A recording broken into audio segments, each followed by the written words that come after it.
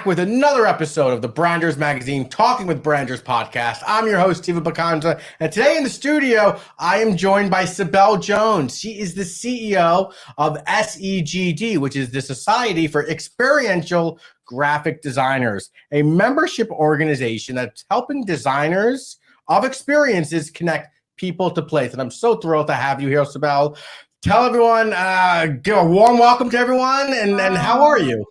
Thank you. I'm wonderful. Thank you for inviting me on. I'm so excited. I mean, you've had some phenomenal speakers, so I feel a little bit chopped livery here. Oh, stop. I'm the one stumbling over my words. I mean, it's not like the fifth take I took of starting this thing with you. So for those, tell everyone a little bit about your background, and then we can kind of like segue into like, what is this SEGD thing? Yes, exactly. So my background was that I went into architecture school because when I was younger, I was trying to decide between art and architecture. And at the time I thought, well, I think I'll go into architecture school because that way I'll get a paying job. So I landed in architecture and I went to the University of Cincinnati. If anybody knows that program, it has a great design architecture program and it has a co-op. So I landed a co-op in Washington, D.C. at a firm that designed museum exhibitions. And I had never heard of that. I didn't even know that that was an option for a profession. One of the first projects I worked on was an exhibition for the Metropolitan Museum of Art. Another one was for the Chicago Art Institute. And I fell in love. It was my thing. It was the perfect mashup between art and architecture. And so that led me down a path of moving to Washington, D.C., which is kind of the city of museums. And through word of mouth, I worked at the Smithsonian. I ended up working at a firm, Gallagher and Associates, and spent the good part of my career there helping to build that company. And as over time, as you know, museums have gotten a lot more interactive, and we moved from museum exhibition design into digital media and interactive media, and then brand experiences for brands. So I've done all sorts of projects, from the International Spy Museum to the National World War II Museum to the Grammy Museum. Wow. The Academy Awards Museum, the Olympic Museum, and some fun branding projects for Johnson & Johnson, Google, Cox Communications. So I mean, those are brands that I'm sure no one has ever heard of, but so incredible. And you were at Gallagher and Associates, which is an architecture firm, right? Or was it more of a it's an experience firm? Design firm. So it focuses primarily on exhibition, branded environments, digital. And so when we talk about experience design, is that what you mean, like branded environments, like in the physical? I think that experience design actually captures a lot of things. So I guess I should talk about how I ended up at SEGD. When I was at Gallagher, I learned about SEGD through my former boss, who was the president of the board at the time. And so I was invited to join, and I really didn't know anything about this organization. At the time, it was the Society for Environmental Graphic Design. Right. So many of the people that I met, I went to a conference in Boston, were environmental graphic designers, wayfinding, signage, placemaking, but there were exhibition designers, and there were people in the digital realm, and there were people doing more commercial brand experiences. And I felt like I had found my people. It was just a place that was so welcoming. And so, Gallagher and Associates is, a lot of these firms are made up of graphic designers, industrial designers, architects, content creators, researchers. And so our community at SEGD is very multidisciplinary, and we are not siloed at all. It's more about, I love to use the Maya Angelou quote, it's not what you said or what you did, it's how you made someone feel is what they remember. So as designers of experiences, we're all about this human experience. So how does the space, or even in the outdoors, a place, interact and create a sense of, value and meaning to the people that it's serving? I first got introduced to the SEGD world through a previous agency that I was a part of many years ago. And I felt that same camaraderie. I felt that same, oh, these are my people, right? They're a little weird. They're designers, they're creatives, but like we want to do things in the physical. So like there's a full sensory thing. And I think I totally bring that to me. I bring that with me now when I work on branding projects and when I work on projects. But how large is SEGD? For those who may have never heard of the organization, like how Right. large, where do you guys, like how many So chapters? yeah, so we turned 50 this year. So Wow. we're quite mature now. We're not the new kids Word. on the block, even though a lot of people haven't heard of us. We are 50 years old. We changed our name from Society of Environmental to Society of Experiential about 12 years ago. Yeah. We are over 2,200 members. We are Wow. over 46 chapters actually around the globe. So we have chapters in Singapore, we have chapters in London, in Toronto, Vancouver, in Australia, New Zealand. So we are primarily US based. I mean, we have a lot of members in the Northeast, New York, Boston, DC, and then in California, Yeah. Texas. So we kind of follow the hubs of where designers tend to fall. Yeah. 50 years is incredible. And 12 years ago, kind of going through, I guess, a slight repositioning, right? Between environmental to experiential. Like what prompted that? Like, what was that? Well, I think it goes back to this, like we're this community of misfits. So it's like if you don't belong anywhere, you belong with us. Like you can find a home here. Right. It was very smart of the CEO at the time, Leslie Gallery Dilworth, to begin to embrace technology. Hmm. So, like Refik Anadol, if you know his work, or local Mhm. projects, Jake Barton, people were doing really interesting things that didn't quite fit in any category, but they're very experiential. So I think that's when, and I was on the board actually at the time, I think Jonathan Alger was as well from C&G Partners, but we all realized that there was a moment to embrace this because it all was about the same thing. You're communicating in space. Sometimes you're using graphics, but sometimes you're not. I mean, sometimes you're using other forms of communication. And so that was the evolution. And so we were embracing the digital experiences in place through communication and more. Also, there's a lot of placemaking now that you're seeing. And just this past year, we've had a branded environments symposium for over 10 years, Yeah. but we did include that. We have a large global design awards that we host every year. And this year we defined the branded environments category because we found that we were getting so many submissions of like exhibition design and branded environments, and we needed to differentiate that so that they could kind of be reviewed and judged fairly, fairly amongst kind of the projects and the jurors. When you say branded environment, because a lot of the audience now, right? Like a branded environment could be a website, right? It could be an activation or a pop-up shop. But what is the definition that experiential designers give branded environment?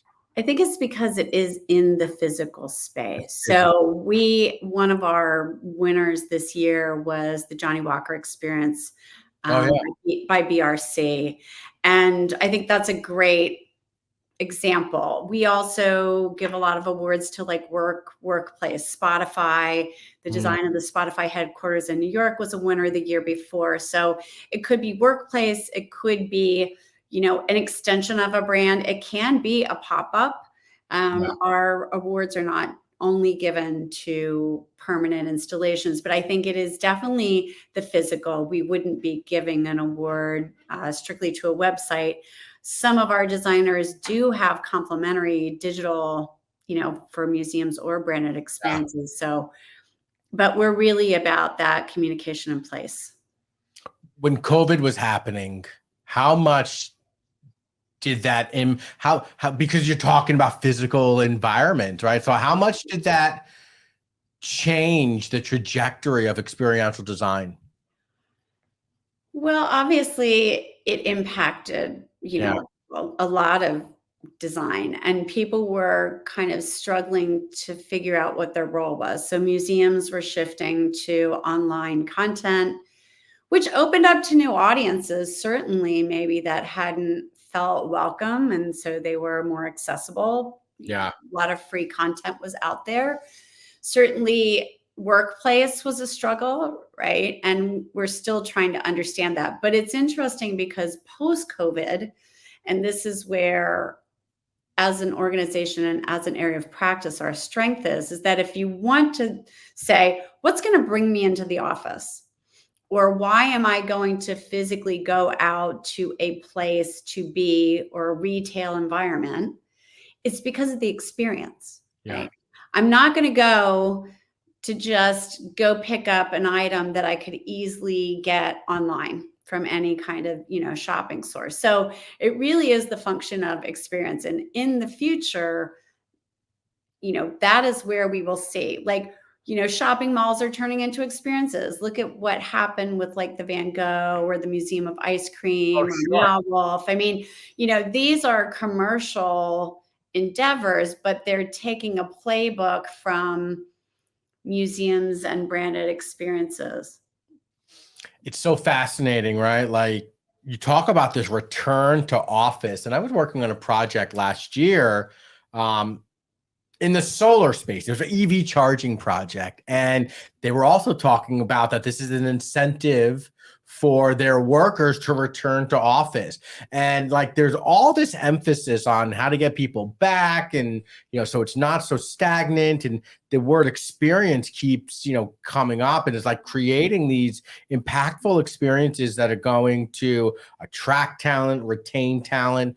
Do you find that there's a lot more, like a lot more high profile? You mentioned Spotify was a winner last year, and I'm sure there's a lot of lobby design here in Philadelphia. We have the Comcast building that has an Right. incredible lobby Yeah, look at experience. that at Christmas time. I mean, people come just for the event, the spectacle.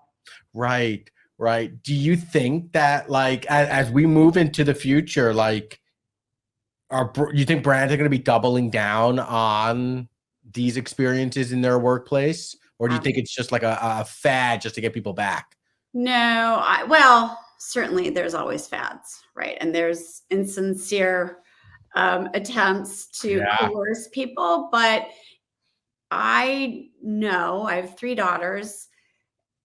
The next generation can sniff if your Bullshit values from are, if wherever. you Yeah. don't follow through in your values, right? They Hmm. they have the BS. Uh, Yeah. so I think it's a great opportunity for us to think about what we mean when we're incentivizing people to do anything. So if you think about what normally would have been retail, um, you know, people now are not thinking about retail in the same way. So what is driving them? I mean, you'll see these destination retails that have like lines around the corner, and it's because they've captured someone's imagination Mhm. of not only what that product is, but who they are, what that product stands for, what that experience is around that product. So that's a trend, and I think that's more work for our members and more work for brand people. But I do think that, in the traditional brand sense, that envelope's getting pushed, and it Yeah. has to be more experiential. For example, we're having an event, brand environments event in New York next week. One of our speakers is the designer who did the Jay-Z takeover of the Brooklyn Library. He was not an exhibit designer. He's a brand guy. Yeah. So, those lines are getting fuzzy. Yeah. And I think that's for the better. I absolutely agree that it is for the better, and that um to feel something like you had said, right? Like consumers, and even on the brands that I work with, right? Like as we start to look at millennials and Gen Z, like they operate under a different MO than any other previous generation. And that's just the way it's always been. My generation operated a little bit differently than your generation. Your generation operated different than, parents' generation, so on all the way back to the time of, Neanderthals. But I think that like this is such an opportunity for brands to be purpose driven, right? Such an opportunity for brands to live those values. And, you do that through the experiences you create. I was thrilled. I was peeking around the new website today, and you have like this beautiful poetic manifesto that's on video. And I'm so glad you saw that. oh yeah, well, okay. So before we even get to the manifesto, Yeah. 50 years. Like, did you go into last year when you were at the 49th year of the organization? Did you say 50 years? We need to rebrand. Like, we need to take this organization to the next level. Like, what was that? What was that precipice? Well, the precipice was that I jumped from principal of a large design firm to CEO of a nonprofit design organization 3.5 years ago. So it was May of 2020 when we all thought that the pandemic was just going to be a couple more months. Yeah. When I joined the organization, I came with a vision along with what the board had requested, is that we're going to take this opportunity when we hire a new CEO to really think about what our next iteration is as an organization. The brand of SEGD is. Yeah. So I think, first of all, me being from the field is different, because you certainly have CEOs that aren't, they're CEOs of CEOs. They're not from the design industry. So that was one thing. But I also had been a longtime member. I had been on the board, and I was really passionate about how do we amplify what SEGD is doing? Because I believe everyone I talk to in this organization wants to have an impact on the world, right? They're really doing that job. Certainly it is their job and they're making money, but because they believe that through design, they can enhance the human experience. So my goal was, when I joined, is how do I make this so that we can really express to the world? Because people are like, what is SEGD? What's an environmental graphic designer? What's an experience designer? So part of that was a strategic plan, which we finished up last year. Things took a little bit longer. We lost money during the pandemic. We're nonprofit, but we knew we needed a new website because we were, kind of on this really rickety a couple Band-Aids on bandages. And so with that process and RFP and getting a website team and a membership platform team, it was kind of funny because a year ago we had signed a contract with our website team, and I had a deadline that it would be launched at the 50th. And my board was like, what about the brand? And I'm like, we don't have time. I don't have the budget. But on the other hand, how do you do a new website and not do a brand refresh? Right. So we formed a brand refresh committee. And, as I always say, what's better than a real deadline, like a birthday or an anniversary, to kick your ass and make you get something done? So we embarked with that new strategic plan and the website to also do a brand refresh. Was it? And I thought about this, right? Like it's almost like you're in a way, it's like branding the association. The expression, too many cooks in the kitchen. Yeah. Well, it's almost like you were the association of cooks, and you were asking cooks to create the recipe that's going to embody all the cooks. And it's like, how challenging was this Were you a fly on the wall? Because it sounds like you were actually in some of our meetings. I live and breathe brand. I can understand. Well, first of all, we had a committee formed, and I said to our committee, we have to invite Michael Garricky because Pentagram did the last brand iteration. Yeah. Before that, it was Pull & Morris. So first of all, I just wanted to honor that. Yeah. That they had done that work. And Michael is such a gentleman. He's just so gracious. And, so here you are, you invite Michael Garricky to be a part, and you say, hey, y'all are going to work together and you're going to figure out what this needs to be. We also ended up working with a group. There's a gentleman, New Gote, who has a company called Room for Magic, and he is the co-creator of Deem Journal. And they had pitched our website, but we ended up going with a different website development. We went with Wide Eye, and they really got us when they did the pitch. We were like, God, they really get that we are this, as you said, eclectic group. So we actually got Room for Magic. They were very gracious. We're like, we know we didn't hire you for the website, but would you be willing to do some kind of like brand voice strategy? So we actually had 3 teams that we were working with. We were working with Pentagram, Room for Magic, Wide Eye, and then our board brand refresh and our board website group. And yes, it was a lot of cooks, but everybody saw, what that end goal was. And it was amazing. It got done so quickly, and there was so much professionalism. The bad side is that we're designers as clients. The good side is that we're designers as clients. We understand that it's a process. And there were times when I got a phone call and certain people were like, you can't have 20 people at this meeting. You can't have 3 decision makers and let us do our job, so. I will say, because I'm aware of the organization for so long and I've attended so many events, like when I saw the new website and the new branding, I got the biggest smile on my face because, like, for the first time, because the previous CEO, I knew him and have had many conversations with him on where is this going? Like, you're stale, and if you want to grow membership, you gotta be, you gotta re-articulate your value. And I, like, for the first time, you have to experience awe. Yes, that's beautiful. Like, the language was beautiful, the design is beautiful. And I can only imagine. Isn't that what everybody wants to do? Everybody wants to experience awe.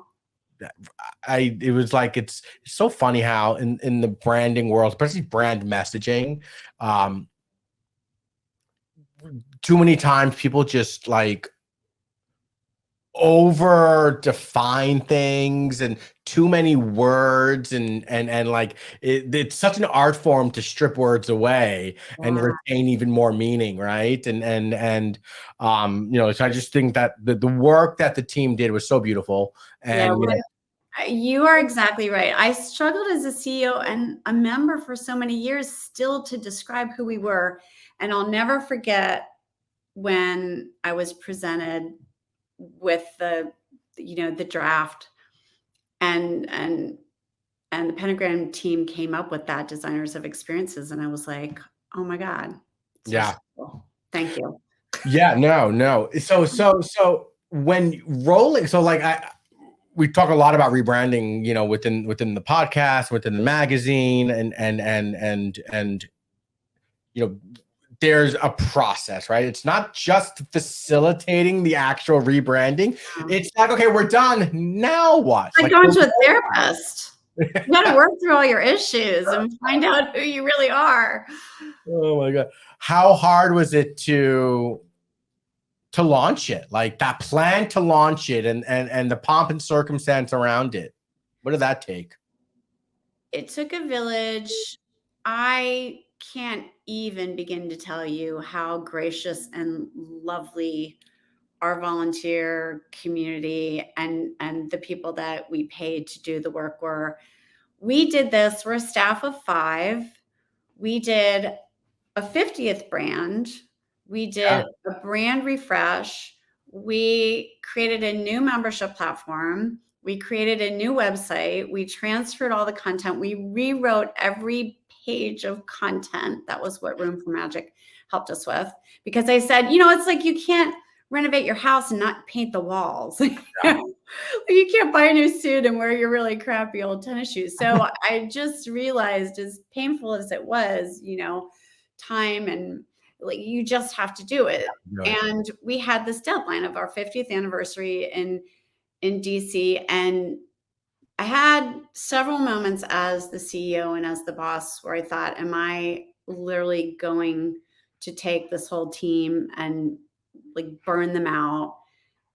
Because not only that, we had to create the content for the event. Programming and event planning and Right. plus your normal We duties. created merchandise. We did we did so much with it, and it all paid off. I have goosebumps now. It just came together, and I think it's because we had really amazing professional partners with good project management, that's what designers need. That's the glue. Yeah, good project management. Without that, designers are gonna do what designers do, and I'm not gonna say designers would get off brief, but you know what I mean. Like, no, what is that? New Gote. So we did a presentation at the first day of the conference on the new brand language and website launch. And New Gote from Room for Magic had a slide up. I wish I could show it. And it's literally hilarious because it's like us with all these ideas, and they're just like, could you just wrap that into like one little thing? It's and that's why I love what we do, because I love being able to like, yes, give me all your ideas, and then find that common thread, that really sticky human insight that just propels it forward. So you kind of hit upon this earlier, but I'm going to kind of reframe the question. In the experiential world, what's keeping you up at night? Like, what do you think are like those demons or that, that enemy? I mean, sometimes for us branders, ChatGPT comes up and generative AI and, like from a design perspective, is AI coming into play? Yeah. I mean, those don't scare me. I mean, they may scare me more on a personal level of society of misinformation. Yeah. I mean, I use as much as I can because I'm super busy. I have a very small staff. And so anything that can help me do the minutia work so that I can actually focus on the creative things is better. So I think that's one thing for designers overall is like, use it, don't abuse it, but use it. The thing that keeps me up at night probably is making sure that I am and we are proving the value. So we had Emily, well, you must know Emily Cohen. She's in Philly. She spoke at the conference, and designers were so nice and we want to give everybody everything. Yet we are the differentiator. From here on out, people are going to spend their dollars where they feel like they, again, are getting an experience, whether it's concierge, whether it's personalized, whether it's bespoke, whatever that is, that's where they're spending their dollars. And we're the people who do that. So we should be, the storytellers, whether it's brand, whether it's, exhibit design, whatever placemaking, environmental graphics, we should be at the table first because we're the ones who are doing the storytelling. We understand what that end user wants and needs, and we're experts. We've been doing it 50 years. Yeah. Then you can kind of say, how big does this need to be? How many dollars do we need to throw at that? So I think we need to sell ourselves more as strategists because I don't know if you just saw the numbers for architecture were kind of daunting, how much the decline of it was just published, I think 2 days ago, AIA, and I can't remember the partner, but that's declining. But what that means for us, I hope, is, hey, we can take a space and reinvent it. Mm-hmm. We can take an idea, and the one thing we've learned during COVID and kind of the racial disparity that's been coming up is that we need to be more agile. Mm-hmm. We find that we used to rely on, well, that's the way we tell the story. Well, guess what? Maybe not. And maybe you created that thing and a month later you realize like you didn't really do it right. Yeah.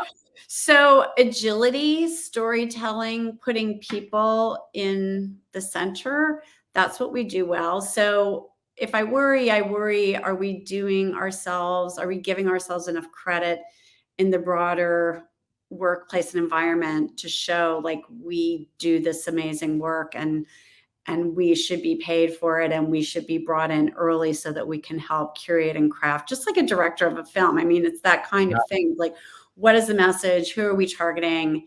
And like, it doesn't necessarily have to be big. It could be small, but it could be excellent. So The one thing you said, Cybelle, is designers need to think more like strategists, and as a strategist, we need to think more like designers. I think, we play so closely together, but sometimes, unfortunately, it is siloed depending on the type of agency environment that you're in. And so that's something I would love to see within SEGD, and maybe I'm giving myself a call to action, but I would love to see the strategy practice, be represented more, because I think that emboldening the designers to be able to think like that is only going to produce better work. And we, and that's what it's about. You are like reading my mind. So I'm gonna, follow up with you on that. The other thing I have to bring up, because I had the most amazing, I love my job because I'm talking to these amazing people every day, trying to figure out who's doing what and what is the future. We had a couple of really cool conversations. So Bruce Mal was one of our fellows this year, and we're going to get more involved with his massive change network. And that's kind of like design on behalf of solving the world's biggest problems. And one of the individuals I was speaking to yesterday, she's a PhD, but she was saying the thing that we're missing in design is what we do in experience design is, it's hard to quantify. It's small and awe. It is how we feel. Yeah. And as designers, we're not trained in that. I think we learn it intuitively, hopefully, but that is different. I would say in your world, you do that as well. I don't know that other fields of design, that's their focus. We know if we've succeeded because we can see the look on someone's face when they leave or experience something. I mean, you experience awe, right? When you could see that sense of awe, that sense of wonder, curiosity, or even when people are upset because they realize that maybe something, a history or a statue or a monument, wasn't all that they thought it was going to be. I mean, it's not always happy. It's just more, it's our job as interpreters. That's it. Interpreters and translators, to bring that emotion and stop being so functional. Like, function is great.